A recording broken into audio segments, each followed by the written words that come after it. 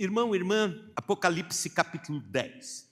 Tinha um pastor amigo meu que, quando ele falava sobre o Apocalipse, as pessoas se assustavam, porque é um livro onde aparecem monstros, terremotos, tsunamis, gente indo para o céu, gente indo para o inferno. Ele dizia assim: não se assuste, Apocalipse não é um bicho de 7 cabeças, é de 22 cabeças, né? Tem 22 capítulos. Então, eu quero chamar a atenção para 2 desses capítulos, e eu quero ser muito resumido no capítulo 10 do Apocalipse. Aqueles que estiveram no domingo retrasado viram que o capítulo 9, no domingo de manhã, o capítulo 9 termina com a 6ª trombeta. As trombetas são anúncios de Deus sobre a volta de Jesus, sobre o final de todas as coisas e o juízo de Deus sobre esse planeta. E cada trombeta que toca vai sendo aviso de Deus sobre o nosso planeta. A 6ª trombeta toca, e aí existe um intervalo, capítulo 10 e capítulo 11, que mostram a igreja na sua caminhada missionária, a igreja na terra como igreja missionária, como povo de Deus. No capítulo seguinte, o capítulo 12, toca a 7ª trombeta. Quando toca a 7ª trombeta, todos nós sabemos, até os hinos falam sobre isso. Toca a 7ª trombeta, é a volta do Senhor Jesus. E aí, o fim de todas as coisas, para nós os crentes, a alegria de estarmos com o Senhor pela eternidade.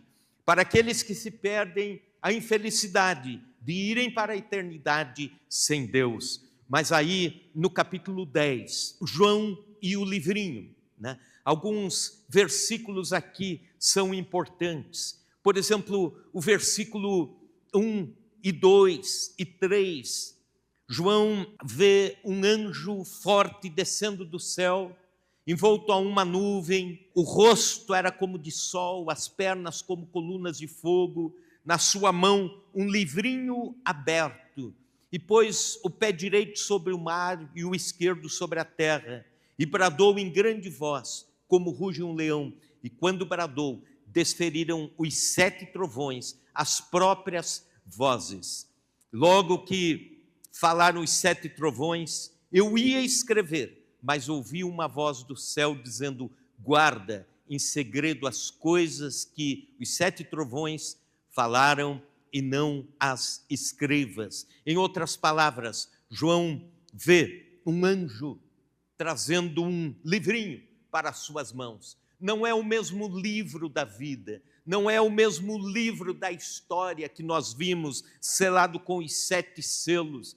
Trata-se de um livrinho. A partir de então, João recebe essa ordem. Tem coisas que você vai ver, mas João não fale nada. A liderança da igreja, através de João, o apóstolo tendo essa visão sobre ele mesmo, mas na verdade se trata já sobre o conteúdo da igreja missionária, a palavra de Deus. O livrinho que aparece aqui é a palavra de Deus, porque não é um livrão. Na verdade, a Bíblia Sagrada é o nosso grande livro. É porque, ao longo da caminhada cristã, nós, limitados, seres humanos, não conseguiríamos engolir a palavra na grandeza que ela é.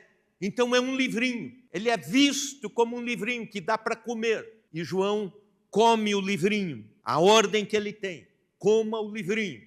É a igreja missionária se alimentando da palavra de Deus. É a liderança da igreja se alimentando da palavra de Deus. Nós não temos como ir ao mundo se não tivermos alimentados pela palavra de Deus. E o que o texto diz? Que o livrinho era doce na boca e amargo no estômago. Caía no estômago, se tornava amargo. Isso significa que a palavra de Deus é doce quando temos o contato com ela.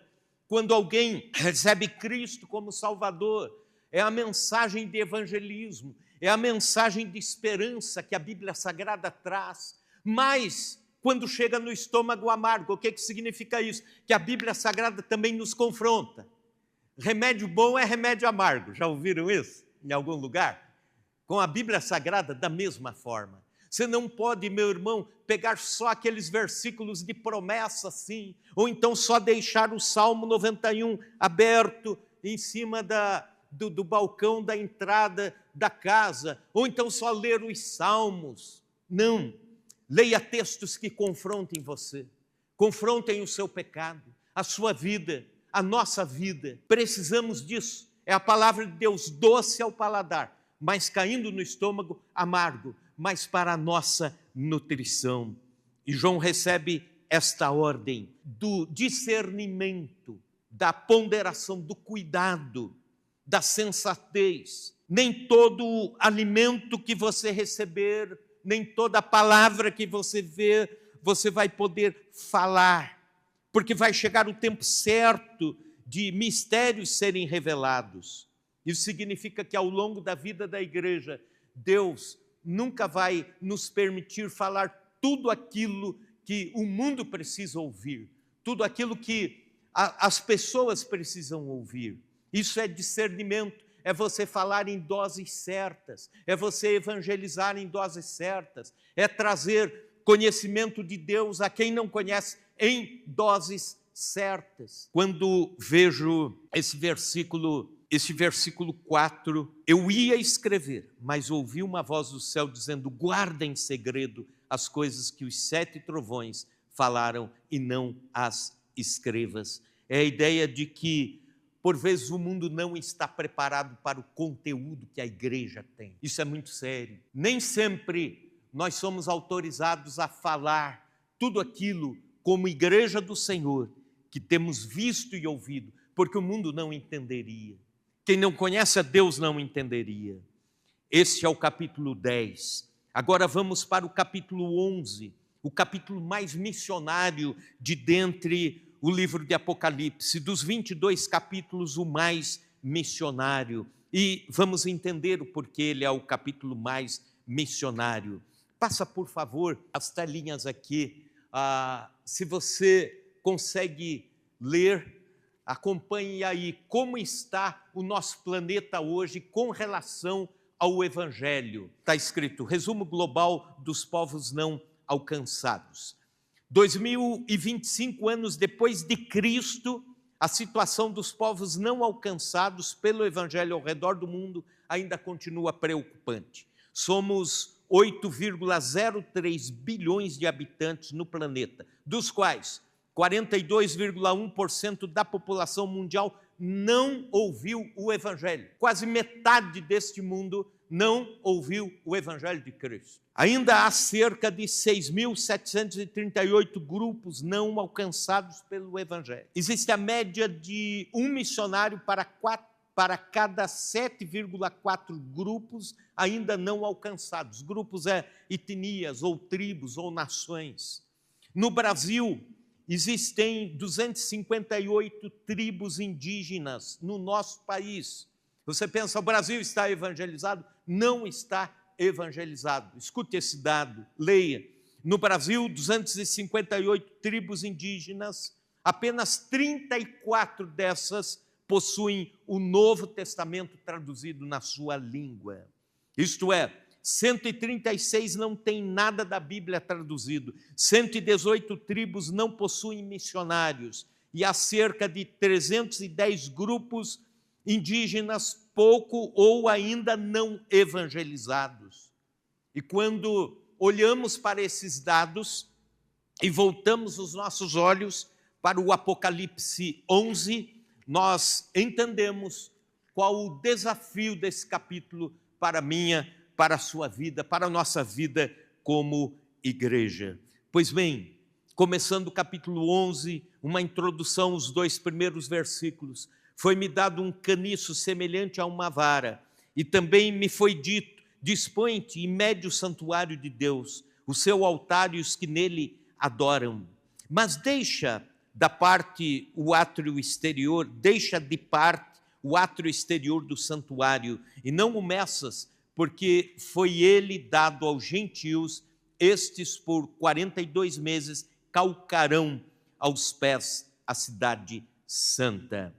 em primeiro lugar, esses 2 versículos falando sobre uma forma com que Deus está guardando a sua igreja. Imagine a seguinte cena: o santuário sendo medido, isto é, o lugar da habitação do povo de Deus. O povo de Deus sofrerá nas mãos dos ímpios, mas nós não precisamos temer. As palavras cercados e contados por Deus significa que Deus está guardando, contando e guardando o seu povo. Os 1260 dias ou as 42 semanas que o texto nos fala, 42 meses, diz respeito a um tempo que ficou apelidado entre os judeus de tempo de perseguição. E esse tempo já foi previsto pelo profeta Daniel, 3 anos e meio, ou 42 meses, ou então 1260 dias. Quando aparece essa linguagem, que se resume sempre em 3 anos e meio, a ideia de um tempo de perseguição. Inclusive, esse tempo de perseguição realmente aconteceu logo depois do profeta Daniel. E quando se falava entre os judeus 3 anos e meio, ou 42 meses, ou 1260 dias, qualquer uma dessas linguagens, ou 3 dias e meio, quando se falava sobre isso, já se sabia, tempo de perseguição contra nós, era um código que se usava. E o Apocalipse é escrito por símbolos. E quando olhamos para o versículo 2, há um tempo que Deus dá para a igreja, apesar de guardada, protegida, ela ainda ser perseguida. Então, querido irmão, querida irmã, aqui no Brasil nós desfrutamos liberdade. Temos liberdade para vir ao culto, carregar a Bíblia, ler a Bíblia, estudar a palavra de Deus, conversar abertamente, fazer programas de rádio, de televisão, pregando o Evangelho. Mas grande parte dos países no mundo já não existe esta liberdade. E esta liberdade vai cada vez mais, à medida que se aproxima o dia da volta de Jesus, vai ser restringida. Então, não se assustem, irmãos, quando de repente, no meio das situações tão adversas do nosso planeta, a igreja, os crentes, os verdadeiros cristãos irem sendo perseguidos. Então, este é um código, um símbolo que João está vendo. A igreja contada, protegida no santuário, mas perseguida. Quem são as 2 testemunhas do versículo 3 indo até o versículo 19 deste capítulo? Quem são as 2 testemunhas? Há uma interpretação literal da Bíblia Sagrada, onde quem busca a interpretação literal do livro de Apocalipse, aliás, lê com essas lentes o livro de Apocalipse, entendendo que são realmente 2 homens. E alguns dizem, é Enoque e Elias. Outros dizem, as 2 testemunhas o Espírito Santo e a igreja. Outros dizem, é Moisés e Elias. Outros dizem, o Antigo Testamento e o Novo Testamento. Qual seria a interpretação? À luz do que temos visto aos domingos de manhã, a igreja do Senhor é vista de muitas formas. Ela é olhada no Apocalipse, por exemplo, com vários símbolos, as 12 tribos, os 7 candeeiros, os reis e sacerdotes, a noiva do Cordeiro, os 24 anciãos, a Jerusalém celeste, os 144 mil espalhados pela face da terra, a igreja no seu papel de adoradora, o santuário, e agora nós vemos a igreja como as 2 testemunhas. E por que esta interpretação? Já vou dizer, é porque quando nos impérios da época havia uma lei nova do imperador ou do império, o imperador designava 2 pessoas para cada canto do império, de 2 em 2, para irem anunciando algo novo. Então, quando Jesus morre na cruz do Calvário, ele anuncia o evangelho do reino, ele está enviando a igreja do Senhor até os confins da terra, até para todos os lados onde a igreja possa ir. Duas pessoas, uma forma de um testemunhar o que o outro está anunciando e uma forma de os dois não se perderem naquilo que o rei mandou dizer. Então, eles iam de 2 em 2. Quando Jesus envia os 70, ele envia de 2 em 2. E aqui nós vemos as duas testemunhas. Versículo 3, darei as minhas duas testemunhas, que profetizem por 1260 dias vestido de saco, de pano de saco. Mais uma vez, 1260 dias. A ideia de um tempo de perseguição, mas também um tempo de missão. Um tempo de perseguição, mas um tempo de anúncio do Evangelho de Cristo. Versículo 4, são estas as duas oliveiras e os dois candeeiros que se acham de pé diante do Senhor da terra. As duas testemunhas também são chamadas de duas oliveiras e dois candeeiros. O que isso significa? As duas oliveiras que produzem o azeite ou o óleo que acende as lâmpadas, e os candeeiros, aquilo que ilumina. Então a igreja precisa ser cheia do Espírito Santo para fazer missões, e ela precisa levar a luz de Cristo a um mundo em trevas. Por isso, então, as duas oliveiras e os dois candeeiros. Versículos 5 em diante. Se alguém pretende causar-lhes dano, sai fogo da sua boca e devora os inimigos. Sim, se alguém pretender causar-lhes dano, certamente deve morrer. Elas têm autoridade para fechar os céus, para que não chova durante os dias em que profetizarem. Tem autoridade também sobre as águas para convertê-las em sangue, como foi lá no Êxodo, na saída do Egito, uma das pragas, bem como para ferir a terra com toda sorte de flagelos, tantas vezes quantas quiserem. Quando chega aqui no versículos 5 e 6, é Deus revestindo a igreja na missão de autoridade sobrenatural. Às vezes a gente pergunta isso, pessoas perguntam, irmãos perguntam, por que nós não vemos tantos milagres de Deus acontecer no meio das igrejas já instituídas, tanto quanto no movimento missionário? O próprio Senhor Jesus, quando envia, ele diz: vocês vão pelo mundo, ide por todo mundo, pregai o evangelho a toda criatura, e aí falarão novas línguas, imporão as mãos sobre os enfermos, eles serão curados, pegarão em serpentes e não lhes fará dano algum. Mas está falando de uma igreja em movimento, uma igreja em campo missionário, uma igreja anunciando o evangelho ainda onde ele não chegou. E quando isso acontece, a igreja carrega uma unção especial, para o anúncio do reino. A primeira verdade, 5 verdades a respeito das duas testemunhas. A primeira verdade é que a igreja será indestrutível até o cumprimento da sua missão. Apesar das humilhações, apesar da a igreja ir sofrendo perseguição, ela será indestrutível. Nós vimos isso nos versículos. A outra verdade, a segunda verdade, a igreja sofrerá perseguição intensa. Versículo 7, depois de uma igreja com autoridade espiritual, também no versículo 7, apesar da autoridade espiritual, ela sofre perseguição.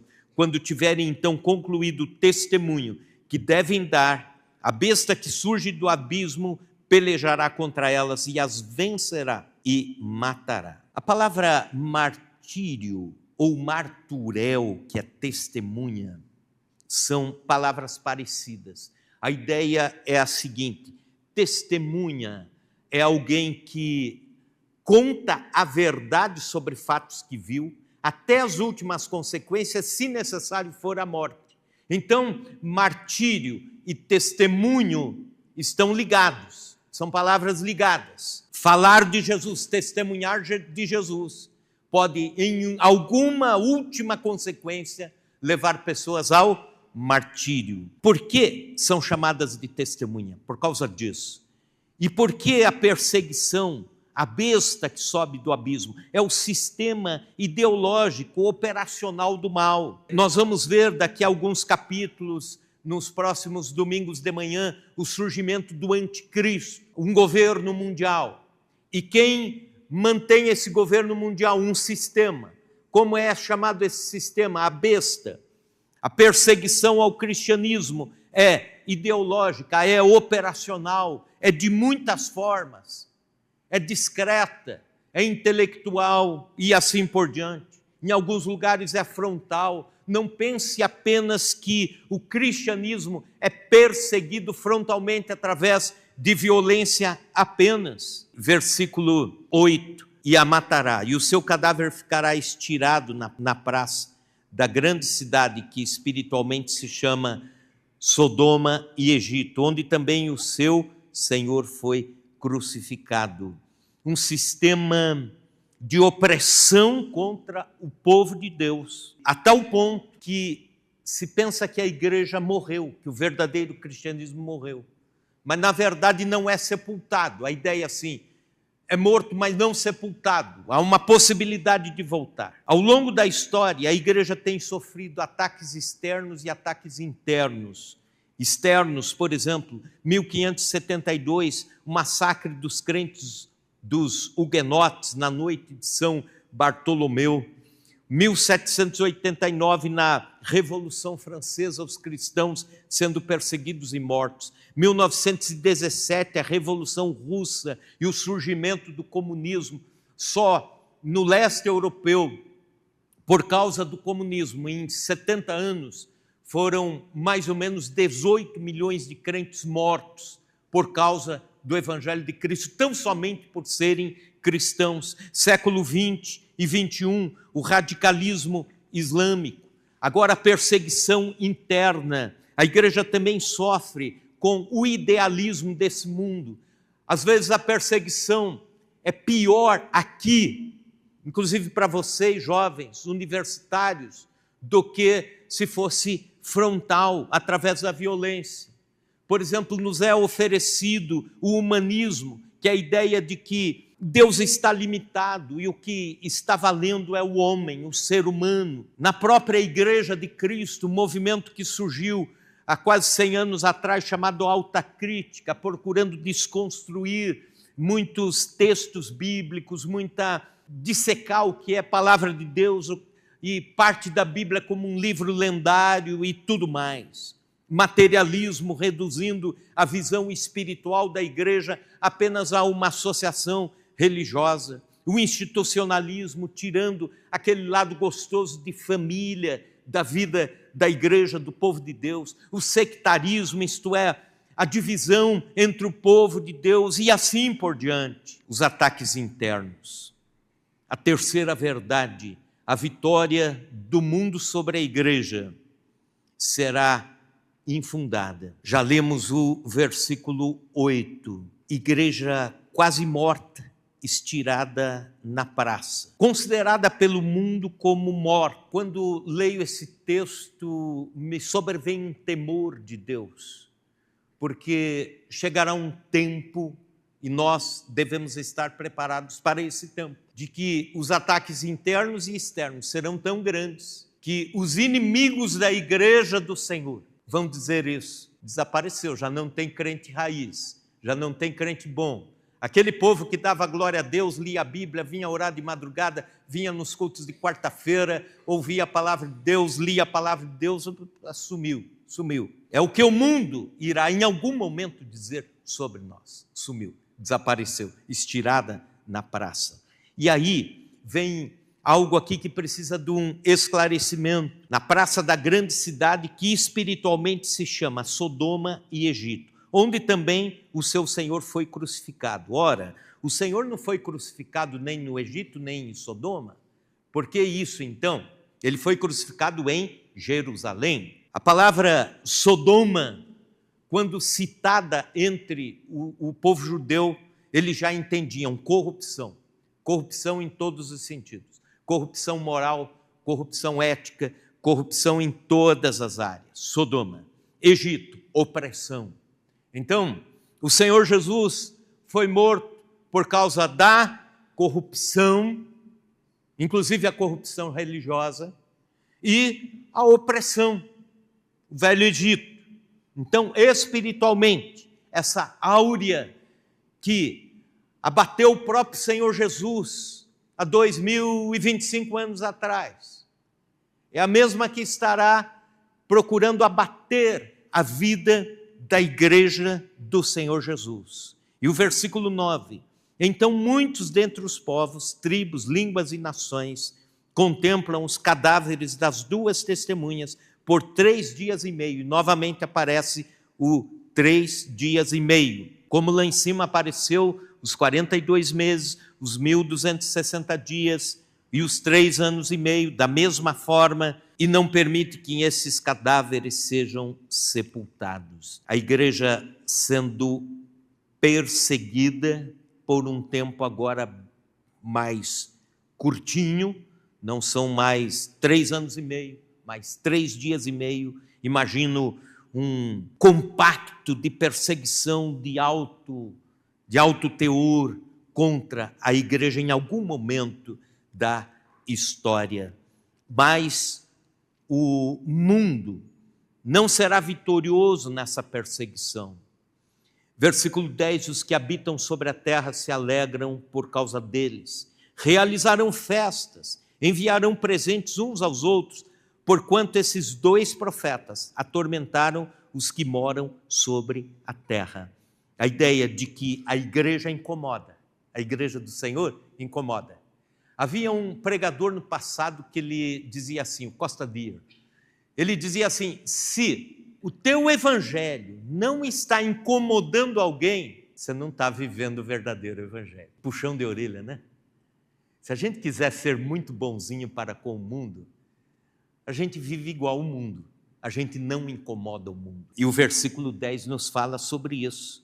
O mundo vai fazer festa, dizendo a igreja desapareceu, a igreja, conseguimos matar a igreja. Versículo 11: mas depois dos 3 dias e meio, um espírito de vida vindo da parte de Deus neles penetrou, e eles se ergueram por sobre os seus pés, e aqueles que os viram sobreveio grande medo. Deus, na sua imensa misericórdia, antes da igreja ser arrebatada, há de prover um grande avivamento espiritual sobre a igreja do Senhor. Aleluia.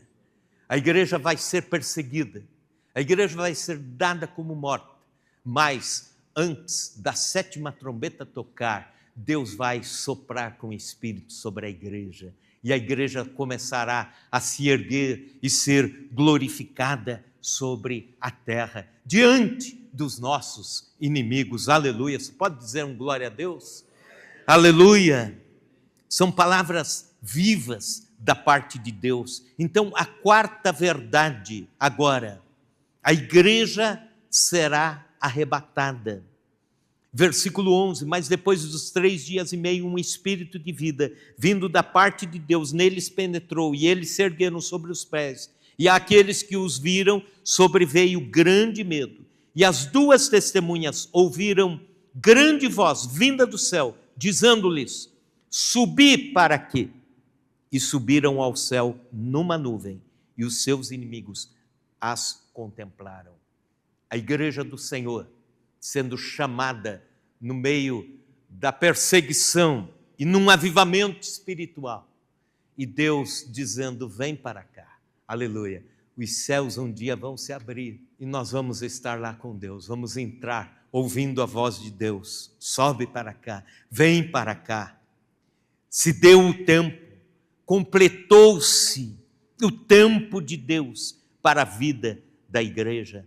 Agora veja, o mundo reconhecerá que a igreja era a igreja do Senhor. Versículo 13: naquela hora houve grande terremoto, e ruiu a 10ª parte da cidade, morreram nesse terremoto 7.000 pessoas, ao passo que as outras ficaram sobremodo aterrorizadas e deram glória ao Deus do céu. Passou o segundo ai, e eis que sem demora vem o terceiro ai. A igreja sendo arrebatada e o mundo reconhecendo, tragédias acontecendo enquanto a igreja do Senhor está sendo arrebatada. Os números que são citados aqui são simbólicos, mas a ideia de um grande terror entre os ímpios, reconhecendo, nós perseguimos gente errada, que tinha pacto com Deus, e agora será tarde demais, porque a seguir, versículo 15 em diante, a sétima trombeta tocou, a sétima trombeta, a trombeta do arrebatamento da igreja, a trombeta do juízo final. Veja comigo, versículo 15. O sétimo anjo tocou a trombeta e houve no céu grandes vozes dizendo: o reino do mundo se tornou do nosso Senhor e do seu Cristo, e ele reinará pelos séculos dos séculos.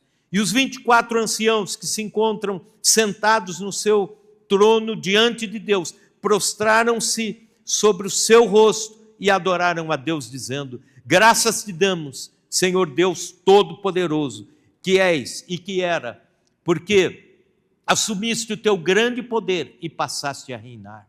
Na verdade, as nações se enfureceram. E aqui está citando, por exemplo, um dos salmos: chegou, porém, a tua ira, o tempo determinado para serem julgados os mortos, para se dar o galardão aos teus servos, os profetas, e aos santos, aos que temem o teu nome, tanto os pequenos como os grandes, e para os destruíres, aos que destroem a terra. Abriu-se então o santuário de Deus, que se acha no céu, e foi vista a arca da aliança no seu santuário, e sobrevieram relâmpagos, vozes, trovões, terremoto e grande saraivada. O povo de Deus é arrebatado, a igreja do Senhor, a saber, simbolizada aqui a igreja missionária, as duas testemunhas, arrebatada a igreja do Senhor. Aí há um louvor no céu, um louvor dizendo que realmente a igreja foi perseguida, mas os povos foram julgados, as nações foram julgadas e a igreja agora é vitoriosa. Esse é um texto que nos mostra a igreja vitoriosa e para sempre com a presença de Deus. Há um outro símbolo que aparece aqui.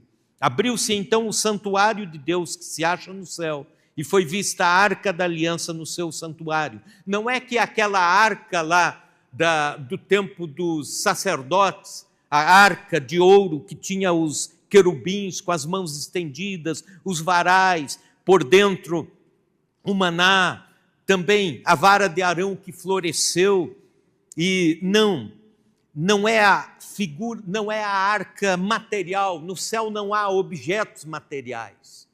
Seria o símbolo da presença e da glória eterna de Deus. Antigamente, no símbolo, arca, você não poderia tocar, ninguém tocava na arca da aliança, senão morreria. Era o símbolo da glória de Deus, a ideia, ninguém toca na glória de Deus.